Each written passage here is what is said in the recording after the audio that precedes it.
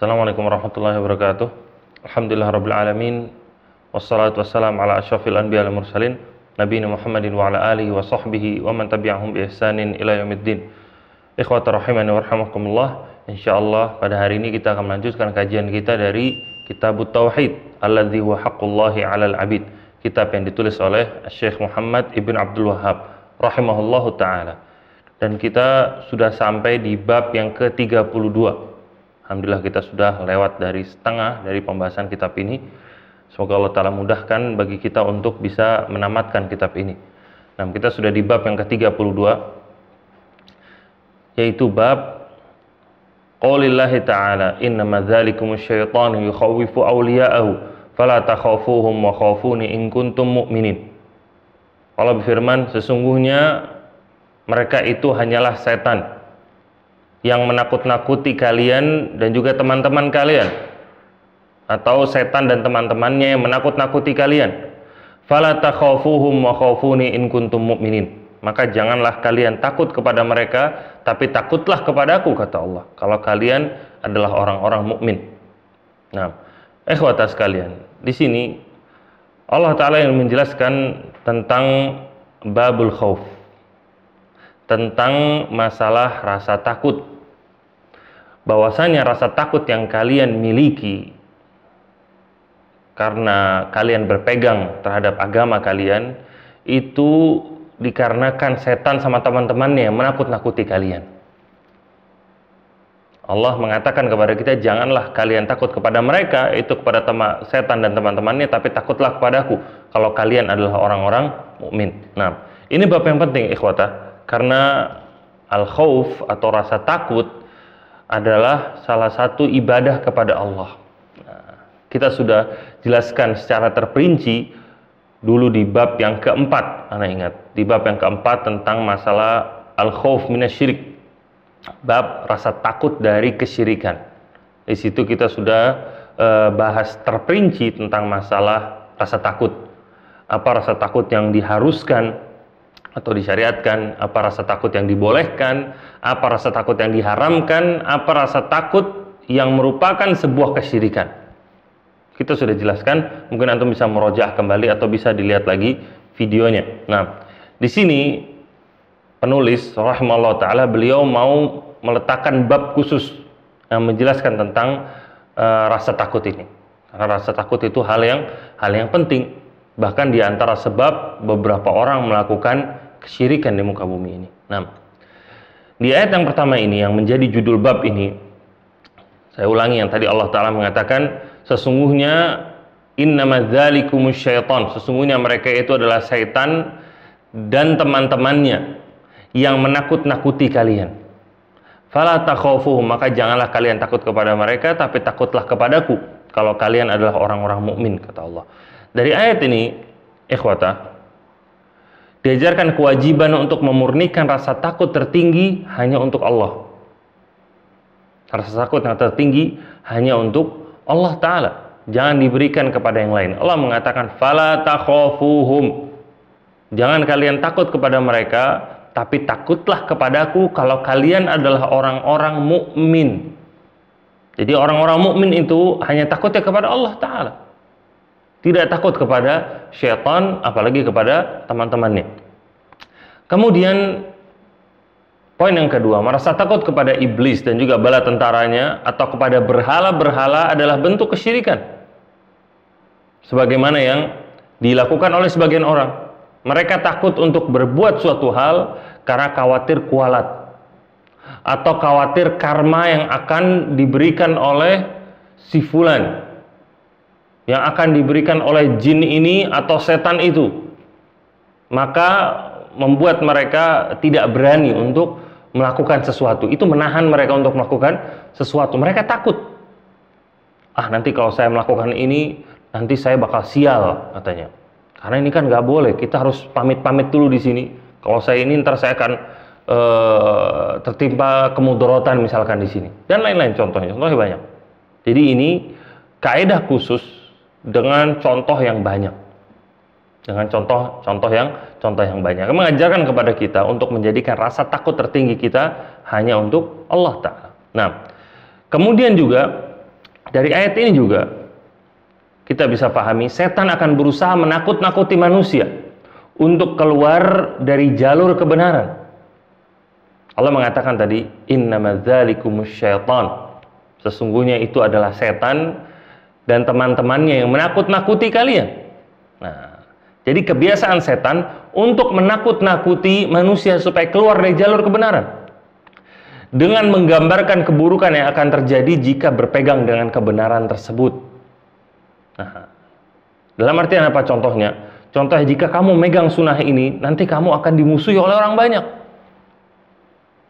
Jika kamu tetap bertawakal kepada Allah, tidak mau minta-minta sama manusia, nanti kamu akan jatuh miskin. Kalau kamu tetap berpegang dengan agamamu, dengan akidahmu, nanti orang-orang akan memusuhi kamu semua. Nah, ini syaitan. Kebiasaan mereka memang seperti ini. Makanya banyak sebagian manusia yang mereka nggak mau melakukan syariat, nggak mau menegakkan syariat, gara-gara takut sama manusia. Siapa yang menakut-takuti mereka? Hakikatnya adalah syaitan. Nggak mau pakai jilbab yang syar'i, nggak mau pakai jenggot, nggak mau mengangkat kakinya di atas mata kaki. Apa sebabnya? Takut sama manusia. Nanti saya dimusuhi, nanti saya dikeluarkan dari perusahaan saya, nanti nggak ada yang mau teman-teman sama saya, nanti saya dicemooh orang misalkan, dan lain-lain contohnya. Nah, ini syaitan yang mereka menakut-nakuti manusia supaya keluar dari jalur kebenaran. Mereka kasih bayangan-bayangan semu yang kata mereka, kalau ntar kamu melakukan ini, nanti akan terjadi begini, begini, begini, begini. Padahal nggak ada yang terjadi. Padahal nggak ada apa-apa. Membuat orang jadi overthinking. Jadi terlalu berat sekali ini, seakan-akan berat saya akan melakukan hal ini. Nanti bakal kejadian ini. Padahal hal ringan. Antum melihat, ini yang paling sering aja terjadi kan, di antara kita yang anak berikan contoh, masalah jenggot, masalah mengangkat celana di atas mata kaki, ini perkara yang sangat-sangat ringan. Apa beratnya? Perkara yang ringan. Bahkan sebagian orang aja nggak peduli sama antum. Antum mau ngangkat di atas mata kaki, mau berapa panjangnya juga orang nggak peduli. Cuma kadang mindset seseorang yang sudah merasa takut duluan. Siapa yang membuat rasa takut tersebut? Syaitan yang memasukkan di situ. Ini hal yang mudah, jenggot, mengangkat di atas mata kaki, kemudian memanjangkan jilbab misalkan. Ini hal yang mudah. Tapi dibuat sulit sama rasa takut yang ada dalam diri sendiri, yang digambarkan sama syaitan. Nah, dan diantaranya juga kefakiran. Seorang takut akan kefakiran. Akhirnya membuat orang tersebut menghalalkan segala cara. Dia terjerumus ke dalam riba, menipu orang, korupsi dan lain-lain. Karena dia berkeyakinan kalau dia tetap berjalan di jalan yang halal, dia bakal jatuh miskin. Atau dia sekarang berada di jalur yang haram, dia nggak mau tobat. Kenapa? Gara-gara takut miskin. Saya nggak mau tobat, nanti saya jatuh miskin. Anak sama istri saya makan dari mana? Mereka belajar duitnya dari mana? Nanti dia pikir. Ini datangnya dari siapa rasa takut ini? Ketika dia mau bertobat keluar dari jalur kesesatan ini, dari syaitan. Allah Ta'ala sendiri gambarkan dalam surat Al-Baqarah di ayat ke-268. Allah firman, asyaitanu ya'idukumul faqra wa ya'murukum bil fahsya wallahu ya'idukum maghfiratan minhu wa fadla wallahu wasi'un alim. Allah katakan, syaitan menakut-nakuti kalian dengan kefakiran dan memerintahkan kalian untuk berbuat kekejian. Sedangkan Allah menjanjikan kepada kalian ampunan dan juga kebaikan darinya. Fadl dari Allah Ta'ala, keutamaan dari Allah. Wallahu wasi'un alim. Nah, ini ayat yang luar biasa. Takut kepada kefakiran, kemiskinan, mau keluar dari jalur yang haram. Itu datangnya dari syaitan. Allah menyediakan ampunan bagi kita. Allah menyediakan karunia darinya. Allah akan memberikan kepada kita. Karena hakikat yang memberikan kepada kita rizki siapa? Allah, bukan manusia. Maka ketika tawakal yang diberikan kepada Allah, seorang mau meninggalkan yang haram untuk Allah Ta'ala, maka nggak mungkin Allah akan mempersulit dirinya. Allah akan mempermudah dirinya. Maka yakinlah kepada Allah Ta'ala. Kemudian ayat yang kedua yang disebutkan oleh penulis di sini. Ayat yang kedua adalah ayat dari surat Al-Ankabut. Surat Al-Ankabut di ayat yang ke-10. Al-Ankabut di ayat yang ke-10. Allah Ta'ala firman, "Wa minan nasi may yaqulu amanna billah, fa idza uziya fillahi ja'ala fitnatan nasi ka'adzabillah, wa la in jaa'a nasrun min rabbika la yaqulunna inna kunna ma'akum, awalaysa Allahu bi'a'lama bima fi suduril alamin." Ini ayat yang luar biasa, menggambarkan tentang perilaku orang-orang munafikin. Allah Ta'ala firman, dan ada sebagian manusia yang mereka berkata, kami beriman kepada Allah. Kemudian ketika agama mereka diuji, mereka jadikan cemoohan dari manusia, ujian dari manusia, seakan-akan itu azab dari Allah. Wala in jaa'a nasrum min rabbika, tapi ketika datang pertolongan dari Rabbmu, mereka itu akan berkata, inna kunna ma'akum, kami itu akan bersama kalian. Maksudnya apa di sini? Orang-orang munafik ketika mereka diuji, yaitu agama mereka diuji, mereka akan menjadikan ujian manusia, cemoohan manusia, boikot dari manusia, mereka jadikan seakan-akan itu azab dari Allah. Maka dari itu mereka mundur, mereka nggak mau. Mereka mengatakan ini berat banget, kita nggak mampu. Udah kita tinggalin aja. Nah, mereka orang-orang munafik. Dan ada sebagian orang seperti ini. Mereka jual akidah mereka, mereka jual agama mereka. Padahal itu cuma ujian dari manusia, bukan azab dari Allah Ta'ala. Azab dari Allah nanti ada di hari kiamat. Ujian dari manusia nggak ada apa-apanya. Nah, mereka jadikan itu seakan-akan seperti azab dari Allah Ta'ala. Kemudian Allah katakan, lalu ketika datang pertolongan dari Allah, ini digambarkan ketika masa perang. Ketika orang-orang munafik diajak mau ikut berjihad, mereka nggak mau. Karena itu mengorbankan agama mereka, menunjukkan mereka membela agama mereka. Padahal mereka orang-orang munafik. Mereka nggak mau, itu berat sekali. Mereka jadikan seakan-akan itu azab Allah. Mereka mundur akhirnya. Lalu ketika kemenangan Allah diberikan kepada orang-orang mukmin, orang-orang munafik ini berkata, inna kunna ma'akum, kami ini selalu bersama kalian, nggak bakal meninggalkan kalian. Nah, ini orang-orang munafik. Dari ayat ini, ikhwata, ada perintah, ada larangan takut kepada ancaman manusia karena berpegang dengan keimanan. Nah, hal ini dilakukan sebagian orang dengan menjual akidah mereka. Nah, kita nggak boleh takut sama ancaman manusia.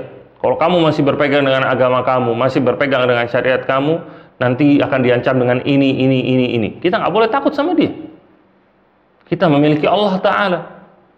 Jangan kita menjual akidah kita, jangan sampai menjual agama kita demi ridho dari manusia.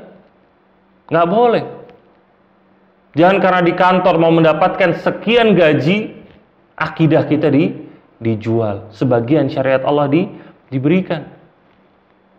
Sebagian orang ketika diuji dengan musibah, dengan banjir, dengan gempa dan lain-lain, itu ujian bagi mereka.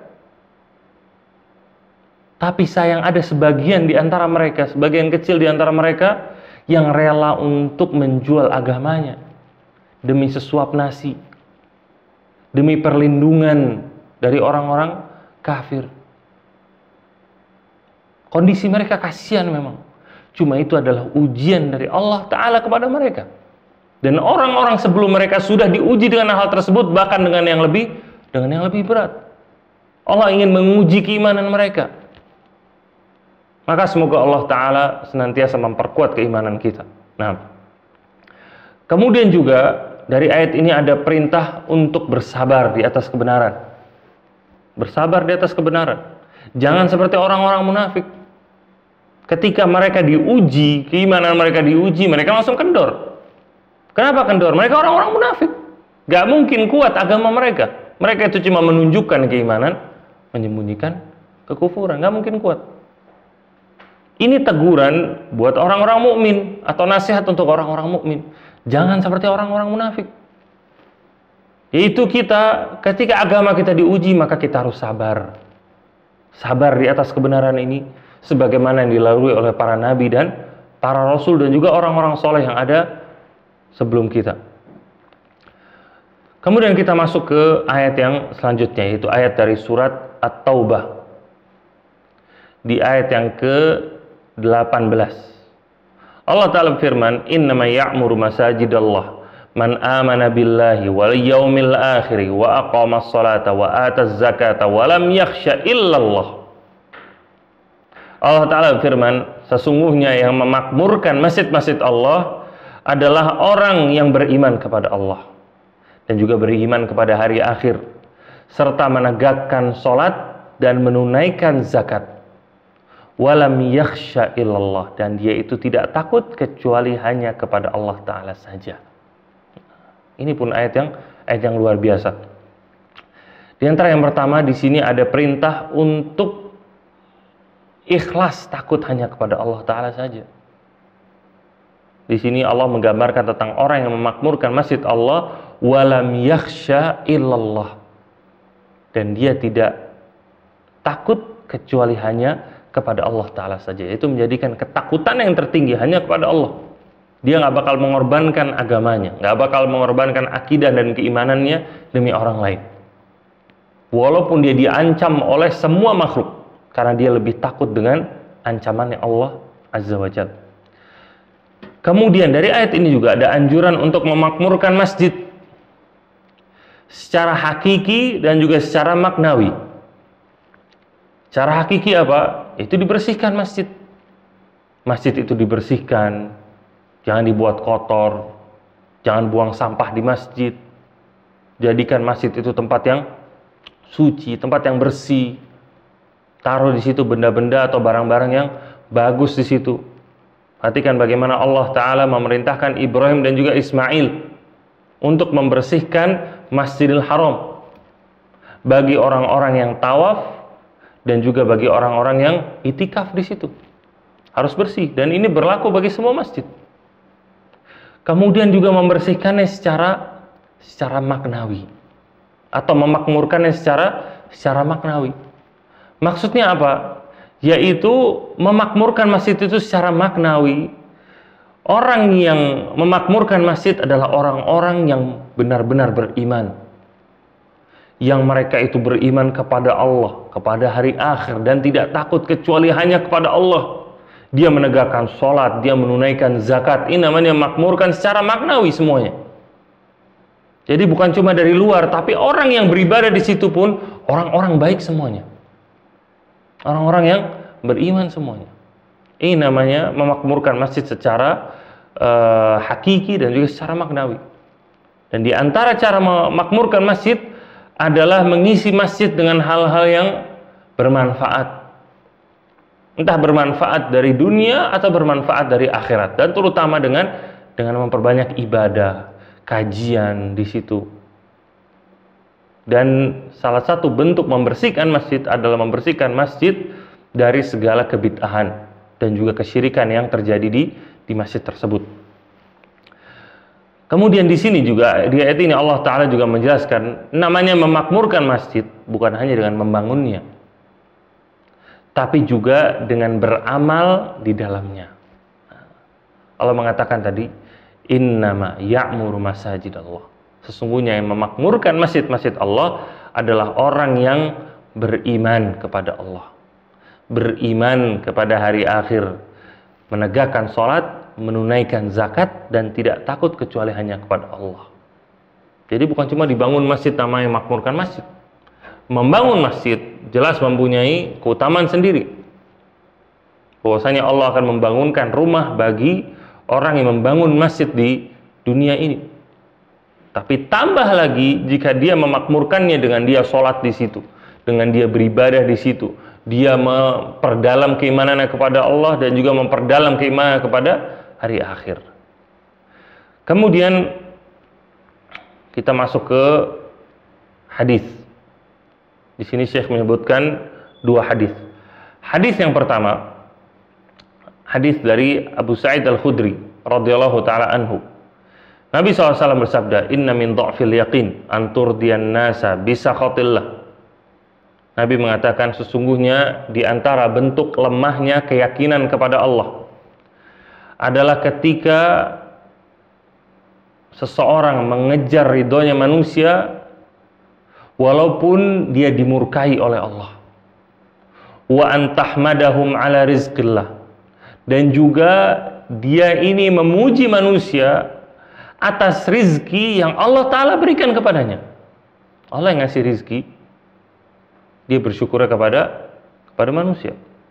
Wa antazummahum ala ma lam yu'tikallah, dan juga kamu atau dia orang tersebut menghinakan atau menjelek-jelekan manusia gara-gara rizki yang Allah Ta'ala tidak berikan kepada dia. Inna rizqallah la yajurruhu hirsu harisin wa la yarudduhu karahiyatu karihin. Nabi mengatakan sungguhnya rizkinya Allah itu tidak bisa diambil oleh orang-orang yang berusaha dengan semangat untuk mengambil rizki tersebut, dan juga tidak bisa ditolak oleh orang-orang yang benar-benar membenci rizki tersebut. Maksudnya apa di sini, ikhwah? Di sini ada beberapa hikmah yang bisa kita ambil. Yang pertama, tidak perlu takut kepada manusia, karena semua rizki dan takdir ada di tangan Allah Ta'ala. Nah, makanya ini masuk ke dalam bab al-khauf atau bab rasa takut di sini. Karena sebagian orang itu takut kepada manusia karena khawatir rizkinya akan berkurang atau keamanannya akan dicabut atau kesehatannya akan diganggu. Maka dia takut sama manusia walaupun dia mengorbankan ridhonya Allah Ta'ala. Nah, di sini dijelaskan oleh Nabi SAW, namanya seseorang itu bertawakal kepada Allah, karena sesungguhnya rizki bukan ada di tangan manusia. Ketika rizki datang, jangan berikan keseluruhan rasa syukurmu kepada manusia, karena sesungguhnya yang memberikan rizki kepadamu adalah Allah Ta'ala. Begitu juga ketika tidak diberikan rizki kepadamu, jangan salahkan manusia. Allah yang tidak mau memberikan kepadamu. Ini maksudnya. Nabi mengajarkan kepada kita di sini untuk memperkuat keyakinan kita atau husnuzon kita kepada Allah Ta'ala. Kemudian di sini ada juga penjelasan bahwasanya semua rizki sudah ditetapkan oleh Allah Ta'ala, dan segiat-giat apapun seorang berusaha, ketika Allah tidak mau memberikan rezeki tersebut, maka tidak akan diberikan. Dan juga sebaliknya, terkadang semalas-malas apapun seorang, nggak mau dia berusaha, tapi ketika Allah memberikan kepada dia rezeki, akan sampai aja rezeki kepada dia. Ini yang mau dijelaskan oleh Nabi Shallallahu Alaihi Wasallam. Dalam artian karena rezeki semuanya ada di tangan Allah Azza wa Jalla. Kemudian hadis yang kedua. Hadis yang kedua diriwayatkan oleh Aisyah radhiyallahu taala anha, an Rasulullah SAW qala, bahwasanya Rasulullah SAW bersabda, "Manil tamasa ridallah bisakhatin nas radhiyallahu anhu wa arda anhun nas." Nabi mengatakan, barang siapa yang mau menggapai ridhonya Allah walaupun dia dimusuhi oleh manusia, maka Allah akan ridho kepadanya, dan Allah akan membuat manusia ridho juga kepada orang tersebut. Itu mencintai orang tersebut. Wa manil tamasa ridhon nas bisakhatillah, dan barang siapa yang mengejar ridhonya manusia walaupun dia dibenci sama Allah, maka Allah akan benci sama dia. Wa askhata alaihin nas, dan Allah akan buat manusia benci juga kepada dia. Dari hadis ini, ikhwah, mewajibkan kepada kita untuk senantiasa mendahulukan ridho Allah daripada ridhonya manusia. Jangan kita mengorbankan ridho Allah demi ridhonya manusia. Ketika Allah menuntut kita kepada suatu perkara, kemudian manusia juga menuntut kita untuk melakukan suatu perkara, ternyata dua hal ini bertemu dan harus ada salah satu yang didahulukan dan harus ada salah satu yang dikorbankan, maka dahulukan haknya Allah Ta'ala. Dahulukan haknya Allah Ta'ala. Jangan pernah dahulukan haknya manusia. Dan ini yang diajarkan kepada kita dan dicontohkan oleh Nabi SAW dan juga dicontohkan oleh para sahabatnya radhiyallahu ta'ala anhum. Bahwasanya haknya Allah harus senantiasa didahulukan. Kemudian dari hadis ini pula ada ancaman ketika seorang mendahulukan ridho manusia dari ridhonya Allah Ta'ala. Ketika seorang mendahulukan ridho manusia dari ridhonya Allah, Nabi katakan bahwasanya Allah akan murka kepadanya. Ini ancaman yang pertama. Wa askhata alaihin nas, dan Allah akan membuat manusia benci juga kepadanya atau murka juga kepadanya. Ini ancaman. Ketika Allah murka kepada seseorang, maka semua perkara dia akan dibuat sulit oleh Allah. Allah akan memberikan dia masalah demi masalah dan membuat dia sulit untuk keluar dari masalah-masalah tersebut. Itu ketika seorang mendapatkan murka dari Allah. Dan tambah lagi, Allah akan membuat manusia membenci orang tersebut dengan berbagai macam cara. Ketika dia kesulitan, maka dia harus minjam uang ke sini, minjam uang ke sini. Kemudian dia nggak bisa melunasi uang-uang tersebut, maka dia dibenci oleh orang-orang. Bisa jadi ini adalah sebab karena mengorbankan ridhonya Allah Ta'ala. Dan begitu juga sebaliknya, ketika seorang mengorbankan ridhonya manusia demi ridhonya Allah, maka Allah akan permudah jalannya dia. Semua masalah akan dimudahkan oleh Allah karena Allah mencintai orang tersebut. Allah akan menjaga dirinya. Dan di antara poin yang penting juga dari hadis yang mulia ini, bahwasanya hati manusia itu ada di tangan Allah Ta'ala. Hati manusia ada di tangan Allah. Nabi menjelaskan di sini, ketika dia mengejar ridhonya Allah, maka Allah akan membuat manusia ridho juga kepadanya. Ketika dia membuat Allah murka kepadanya, maka Allah akan membuat manusia murka juga kepadanya. Allah membuat murka atau manusia murka kepadanya atau cinta kepadanya, menunjukkan hati manusia ada di tangan Allah. Maka dari itu, di dalam Al-Quran Allah Ta'ala mengatakan, innal ladzina amanu wa amilus salihat sayaj'alu lahumur rahmanu wudda. Allah mengatakan, sungguhnya orang-orang yang beriman dan juga beramal soleh, maka Allah akan menjadikan bagi mereka kecintaan manusia. Nah, ketika orang beriman dan juga beramal soleh, Allah akan membuat orang-orang cinta kepada mereka ini. Cinta kepada mereka ini. Ketika seorang beriman dan juga beramal soleh. Nah, jadi ketika seorang mau dicintai sama manusia, mau dia itu dihargai sama manusia, mau mempunyai sahabat-sahabat yang setia sama dia, maka hal pertama yang harus dia kejar adalah ridhonya Allah, bukan ridho manusia. Ketika dia mengejar ridho Allah, mengerjakan apa-apa yang Allah perintahkan dan menjauhi apa-apa yang Allah larang, bermuamalah sesuai dengan yang Allah ajarkan kepadanya, maka Allah akan membuat manusia, orang-orang suka sama orang ini, mencintai orang tersebut. Nah, ini adalah hal yang penting yang harus kita selalu ingat. Kemudian ikhwata rahimani wa rahimakumullah, kita masuk ke bab yang berikutnya. Ke bab yang berikutnya, bab yang ke-33. Bab ma jaa fi qaulillahi ta'ala wa 'alallahi fatawakkalu in kuntum mu'minin. Bab firman Allah Ta'ala, dan kepada Allah lah kalian bertawakal kalau kalian adalah orang-orang mukmin, kata Allah. Ini adalah ayat yang sudah sering kita dengar, dan penulis menjelaskan tentang masalah tawakal ini karena tingginya tingkatan tawakal dalam tauhid. Dan tawakal itu tidak dilakukan kecuali oleh orang-orang mukmin. dan terlebih lagi di saat-saat senang, di saat-saat lapang.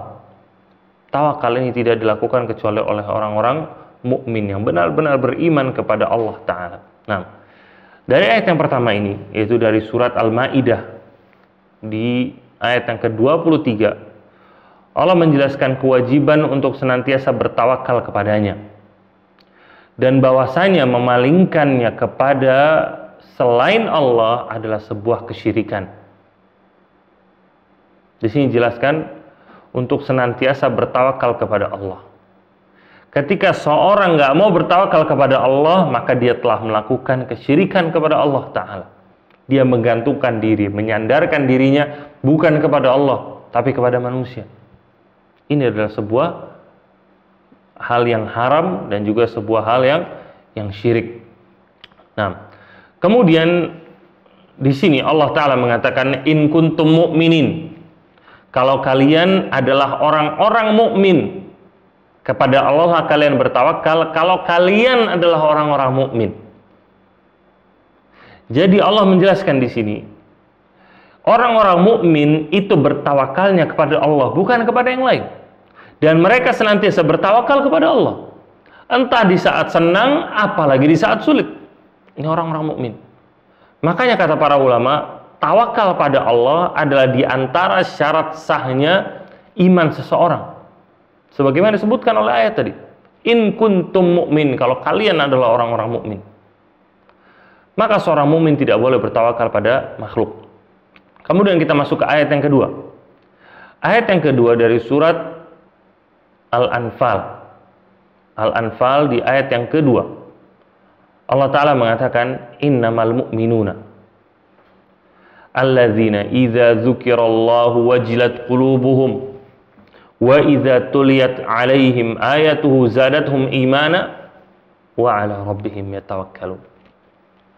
Allah mengatakan, sesungguhnya orang-orang mukmin, namanya orang mukmin itu kata Allah, yaitu mereka kalau dibacakan atau diingatkan tentang Allah, wajilat qulubuhum, maka hati mereka itu akan bergetar. Wa idza tuliyat alaihim ayatuhu zadatuhum imana, kemudian ketika dibacakan kepada mereka ayat-ayat Allah, maka iman mereka akan bertambah. Wa ala rabbihim yatawakkalun, dan kepada Rabb mereka itu senantiasa bertawakal. Nah, ini ayat yang luar biasa, menggambarkan tentang sifatnya orang-orang mukmin. Allah menjelaskan di sini, orang-orang mukmin ketika idza dzukirallah, ketika disebutkan kepada dia tentang Allah, wajilat qulubuhum, hati mereka bergetar. Yaitu bertakwalah kepada Allah. Ingatlah kamu senantiasa kepada Allah. Tambahlah keimananmu kepada Allah. Teruslah mengenal Allah Ta'ala. Bergetar hatinya, saking cintanya dan takutnya kepada Allah Ta'ala. Dia benar-benar mengagungkan Allah Ta'ala. Kemudian wa idza tuliyat alaihim ayatuhu zadathum imana, ketika dibacakan ayat-ayat Allah kepadanya, bertambah keimanannya. Dibacakan ayat-ayat Allah. Yaitu apa maksudnya? Ketika dibacakan Al-Quranul Karim, dia mendengar firman Allah Ta'ala, maka hatinya bergetar. Hatinya bergetar, bertambah keimanannya kepada Allah. Karena kecintaannya kepada Allah dan keimanannya kepada ayat-ayat tersebut. Nah, dari ayat ini juga menjelaskan kepada kita, namanya iman itu bisa bertambah, bisa berkurang. Maka Allah mengatakan di sini, zadathum imana, iman mereka bertambah. Dan ayat ini juga menjelaskan firman Allah atau Al-Quranul Karim adalah firmannya Allah Ta'ala, atau kalamullah, perkataan Allah Ta'ala. Karena Allah mengatakan di sini, wa idza tuliyat alaihim ayatuhu, dan jika dibacakan kepada mereka ayat-ayatnya Allah, itu firman-firmannya Allah, maka keimanan mereka bertambah. Kemudian dari ayat ini juga, di antara sifat seorang mukmin, wa ala rabbihim yatawakkalun, mereka senantiasa bertawakal kepada Rabb mereka. Nah, Jadi jika kita orang mukmin, ketika kita bekerja, ketika kita belajar, ketika kita berdagang, ketika kita kesulitan, dalam keadaan senang, senantiasa tawakal kepada Allah. Itu sifatnya orang-orang mukmin. Ketika dia berusaha, dia selalu menggantungkan hasilnya kepada Allah. Dia yakin usaha tersebut hanyalah sekedar usaha. Usahanya itu tidak akan membuahkan hasil kecuali dari Allah Ta'ala. Itu tawakal seorang kepada Allah. Dan seperti yang dijelaskan oleh Nabi SAW, yang tadi hadisnya sudah kita bacakan.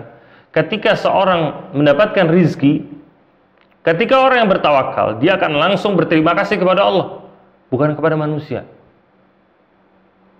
Yang paling pertama dia ucapkan terima kasih atau rasa syukur adalah kepada Allah Ta'ala. Kemudian ketika dia tidak mendapatkan rizki, maka dia tidak menyalahkan manusia, tapi dia yakin bahwasanya ini adalah takdir dari Allah Ta'ala, karena Allah sudah tetapkan bagi dia takdir tersebut, dan itu adalah yang terbaik bagi dirinya.